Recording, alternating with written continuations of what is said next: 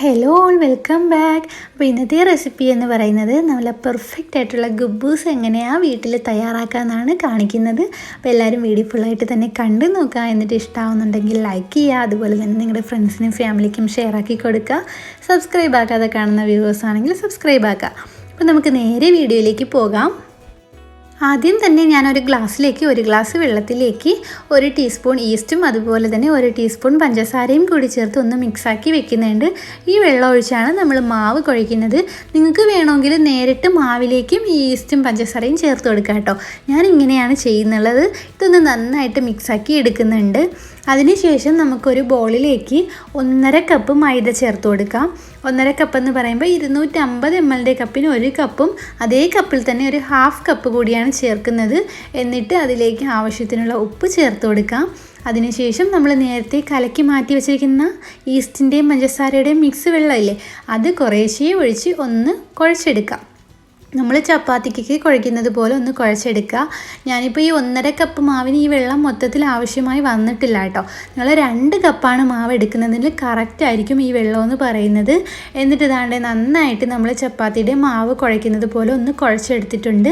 ഇനി കൗണ്ടർ ടോപ്പിലിട്ട് ഒന്ന് നന്നായിട്ടൊന്ന് മിക്സ് ചെയ്തെടുക്കുക. അതിനുശേഷം നമുക്കിതൊന്ന് പൊങ്ങാനായിട്ട് വെയിറ്റ് ചെയ്യാം. ഇപ്പോൾ ഇതാണ്ട് നമ്മുടെ മാവ് നല്ല സോഫ്റ്റാണ് കേട്ടോ. ഇനി ഒരു 2 മണിക്കൂർ അല്ലെങ്കിൽ 1.5 മണിക്കൂർ, നല്ല ചൂടുള്ള സ്ഥലമാണെങ്കിൽ 1 മണിക്കൂർ 1.5 മണിക്കൂർ കൊണ്ട് ഇതിനൊക്കെ ആയി കിട്ടും.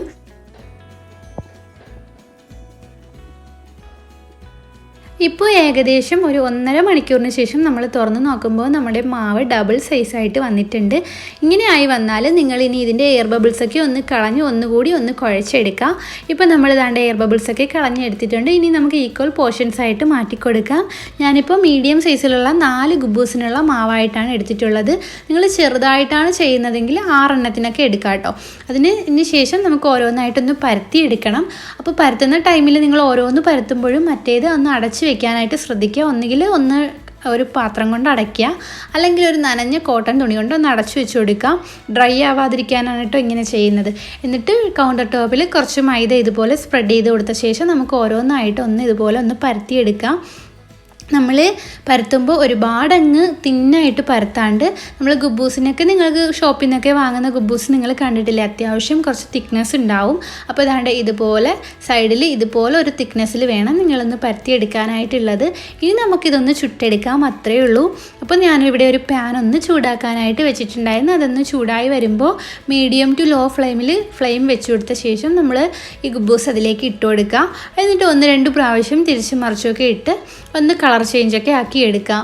നമ്മൾ ഷോപ്പിൽ നിന്നൊക്കെ വാങ്ങുന്നതിനും എത്രയോ ബെറ്ററാണ് കേട്ടോ. നമ്മൾ വീട്ടിൽ ചെയ്തെടുക്കുമ്പോൾ ടേസ്റ്റും നമ്മൾ വീട്ടിൽ ചെയ്തെടുക്കുന്നതിന് തന്നെയായിരിക്കും കൂടുതലുള്ളത്. അപ്പോൾ ദാണ്ടേ 1-2 പ്രാവശ്യം ഞാൻ തിരിച്ച് മറിച്ചൊക്കെ ഇട്ട് ഇത് 1-2 പ്രാവശ്യം നമ്മളിങ്ങനെ തിരിച്ചിടുമ്പോൾ തന്നെ ഒന്ന് പൊങ്ങി വരാനായിട്ട് തുടങ്ങും കേട്ടോ. നിങ്ങൾക്ക് വീഡിയോയിൽ കാണുന്നുണ്ടോ എന്നറിയില്ല. നമ്മളങ്ങനെ ഒന്ന് വെയിറ്റ് ചെയ്താൽ മതി, ഇതുപോലെ പൊങ്ങി കിട്ടും. അപ്പോൾ നല്ല പെർഫെക്റ്റ് ആയിട്ടുള്ള ഗുബൂസ് ഇവിടെ റെഡി ആയിട്ടുണ്ട്. അപ്പോൾ ഇതുപോലെ തന്നെ ബാക്കിയുള്ളത് നമുക്കൊന്ന് ചുട്ടെടുക്കണം.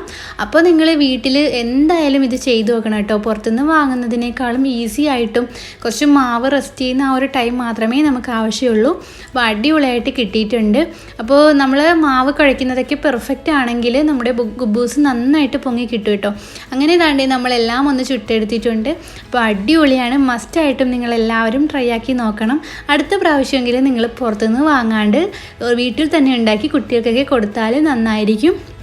അപ്പോൾ ഇന്നത്തെ റെസിപ്പി എല്ലാവർക്കും ഇഷ്ടമായെന്ന് വിചാരിക്കുന്നു. അങ്ങനെ ഇഷ്ടമായിട്ടുണ്ടെങ്കിൽ ഒന്ന് ലൈക്ക് ചെയ്യുക, നിങ്ങളുടെ ഫ്രണ്ട്സിനും ഫാമിലിക്കും ഷെയർ ആക്കി കൊടുക്കുക.